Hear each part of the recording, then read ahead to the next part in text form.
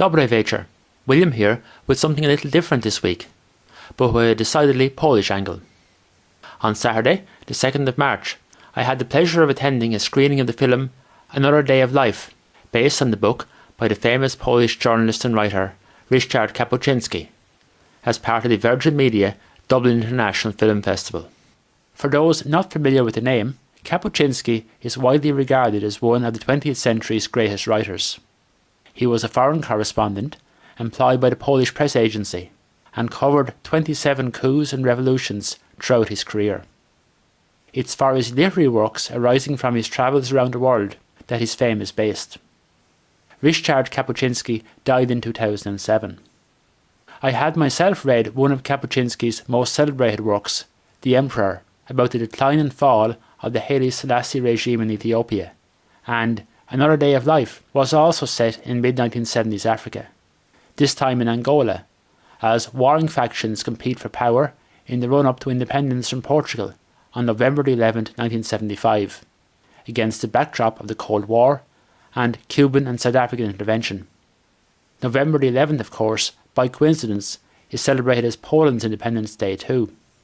Other notable works by Kapuśiński, in addition to The Emperor and Another Day of Life, include Shah of Shahs, The Shadow of the Sun, and Travels with Herodotus.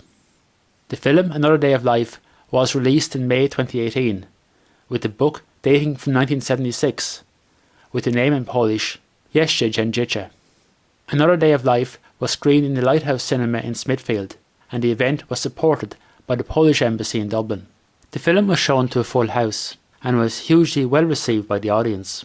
The film's style is a hybrid animated documentary, and portrayed Kapuśiński as a real man of action, a point, or rather a fiction, that came up later at a fascinating subsequent panel discussion which took place at the Chocolate Factory Arts Centre. The panel included Ruan McCormack, an assistant editor of the Irish Times and author of the 2016 book The Supreme Court, who is himself a former foreign correspondent, and Karolina Wojciechowska, the head of the Warsaw-based Herodotus Foundation, established in memory of Kapuśiński. Ruan McCormack gave an insightful overview of the work of the foreign correspondent and emphasised that for him as a journalist there was never any decision to make, but that an important news story should be reported, irrespective of what impact reporting it could have on events. Doing otherwise makes the journalist a player in whatever conflict or political situation is happening. He did concede that sometimes a journalist may leave out a detail or non-critical aspect of the story to prevent unnecessary harm to someone, or so as not to endanger oneself or others, but you would never fail to report a scoop. The question arose from one particular scene in Another Day of Life, where Kapuśiński agonised and eventually decided, at the behest of the local Angolan MPLA faction, not to report the arrival of Cuban forces in their support, because that would have been against their interests. It should be pointed out that Kapuśiński was on the payroll of the press agency of the then Communist government of Poland, firmly aligned to the Soviet Union. An audience member subsequently pointed out that this scene was entirely fictitious, as the Cubans were already in control of the capital city of Luanda by the time Kapuśiński arrived. Ruan summed up his view of Kapuśiński in the words intrepid, curious and wide-eyed, and said that the reputation of Kapuśiński is very much as a writer rather than as a journalist, acknowledging he had never read any of Kapuśiński's news reports. He was of the view that the Another Day of Life filmmakers took a lot of liberties between the film and the book. In her reflections on the film, Karolina used a phrase that was the James Bond version of Kapuśiński, saying he wasn't at all like this, and that his wife was very surprised by the man of action in the film.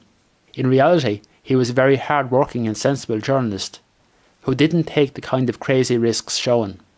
She reflected that Kapuśiński is most renowned in Poland as a writer, and his memory is honoured in various ways, including by the Ryszard Kapuśiński Award for Literary Reportage, Annual Literary Prize, awarded by the city of Warsaw, and by the foundation she heads. Audience members asked about the decision-making process of the journalist in reporting news, and about the perception that journalists and politicians were in general part of the so-called liberal elite. Ruan McCormack said that in his experience, editors liked nothing better than an unexpected angle or viewpoint on a story, or at least that was his experience. Karolina was asked about the extent to which Kapuśiński's legacy today in Poland is influenced by the political transformation there since the fall of the communist regime, for which Kapuśiński ultimately worked, and also about the claims that Kapuśiński made up stories and took very extensive dramatic licence, claims which have led to court actions in Poland. Karolina acknowledged that views of Kapuśiński in Poland are influenced in some quarters by political perspectives. She pointed out that he lived through a very difficult time in Poland and had gotten into trouble for reports which didn't find favour with the authorities. While a man of the left, he wasn't an unquestioning adherent of the communist regime. Karolina emphasised that Kapuśiński's cultural legacy is one of tolerance, and maintained that any stereotypes he portrayed of Africa or Africans should be seen in the context of the time and not judged by today's standards.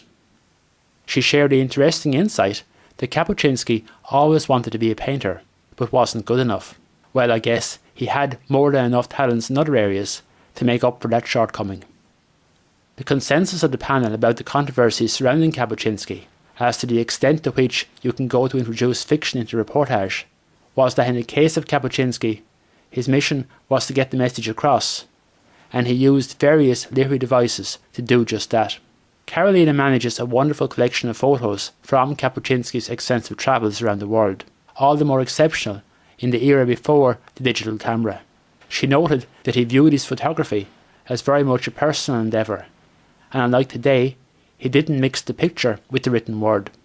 After the panel discussion, I had the pleasure of catching up with Karolina about her visit to Dublin and the work of the Herodotus Foundation in honour of Kapuśiński. Karolina, could I just ask you first of all, what's your favourite work by Kapuśiński and why?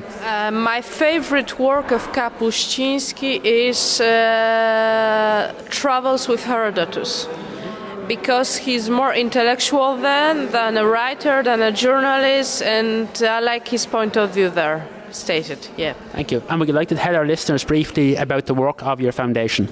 Foundation was established in 2010 and was the last will of Ryszard Kapuśiński. He wanted to provide some kind of scholarship program to the young journalists at the beginning of the career to have the solid foundation to write the books. And finally, how are you enjoying your visit to Ireland, and especially the beautiful Irish weather we have for you this Saturday? I would say something like this: I love Dublin, I love Ireland.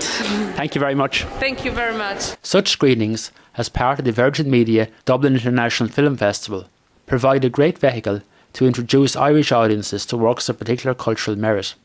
One major takeaway from the afternoon for me was how effectively the work of even one intrepid reporter can help bring to life and increase our understanding of events thousands of miles away. Looking back at the 1970s showed how much things have changed for journalism. With the rapid flow of information, today the challenge is not so much to be the first with the news, but to interpret and contextualise it. I'm certainly now motivated to read more of the works of Kapuśiński, while being conscious of his literary style and the ideological perspective from which he came. Much interesting information about Kapuśiński can be found on the Foundation's website, fundację.herodat.com.pl. I would highly recommend the film Another Day of Life. I rather like James Bond-style movies anyway. And, on a more serious note, Kapuśiński's works provide a great insight into what's known, rather too simplistically in my view, as the Third World, in the period immediately post-decolonisation and at the height of the superpowers' Cold War rivalry. Well done to all involved with Saturday's events. The Branot.